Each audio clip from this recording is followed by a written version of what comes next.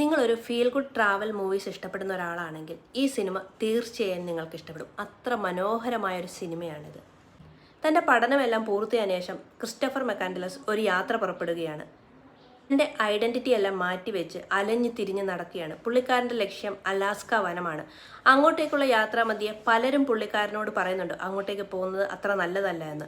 എന്നാൽ ആരുടെയും വാക്കുകൾ കേൾക്കാൻ പുള്ളി തയ്യാറാവുന്നില്ല. പലരും അങ്ങോട്ടേക്ക് പോകണ്ട എന്ന് പറയുന്നതിന് കാരണം അവിടെ എത്തിയാൽ ഭക്ഷണം ലഭിക്കാനുള്ള ബുദ്ധിമുട്ടും പിന്നീട് വേട്ടയാടി ജീവിക്കേണ്ടി വരുമെന്നുള്ളതാണ്. എന്നാൽ അതൊന്നും കേൾക്കാതെ പുള്ളി അവിടെ എത്തിപ്പെടുകയാണ്.